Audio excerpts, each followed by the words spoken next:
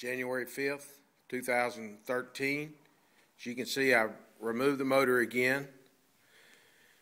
And the reason why is to make a little more room. The motor was fitting in a little bit snug in the back. I cut the battery box back about 3/4 of an inch more. Also, I cut up a little bit more out on the passenger side for the starter, and some of the fuel injection stuff was really fitting in there tight.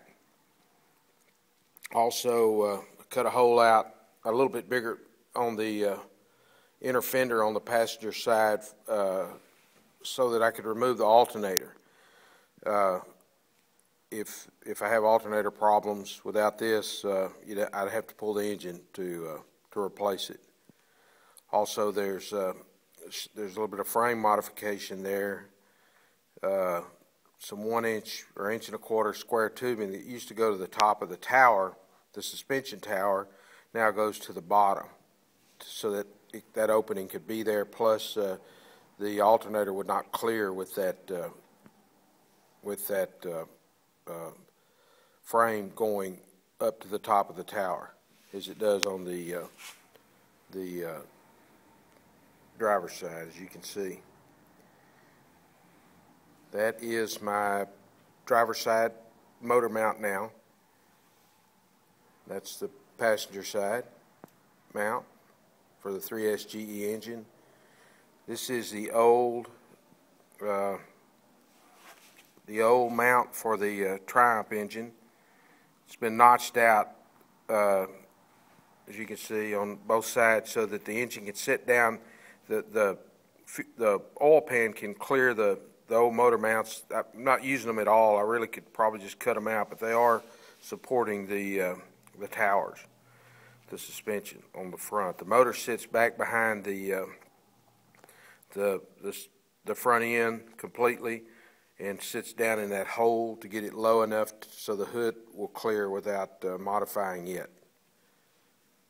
There's my exhaust that crosses over the bottom of the engine and connects pretty much to the same place as the old Triumph exhaust.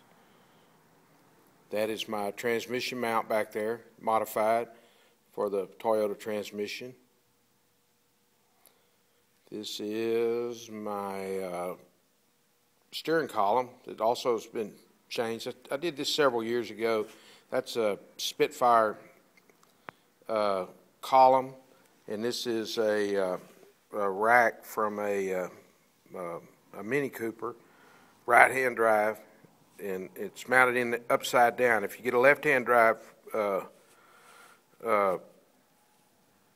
rack, then it'll turn opposite of the way that you turn. Believe me, I've already made that mistake. This little rack's pretty cheap. I think it's around $100, maybe a little more. But I did this a few years ago, and it's really worked out well. It's a good rack. Sure makes it a little more precise as far as steering, and plus you use a small steering wheel and conventional blinkers and horn rather than the big Triumph steering wheel. I also replaced my fuel lines. I've got a return line that goes back to the tank for the fuel injection pressure regulator, and that is my fuel line. Also beside it is my clutch slave, or my hydraulics for my clutch slave. It's on the opposite side as the Triumph. It comes in on the passenger side.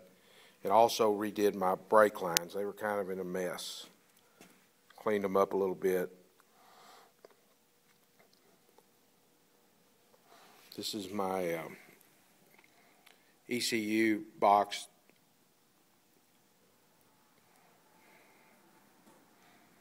That's about it. I'll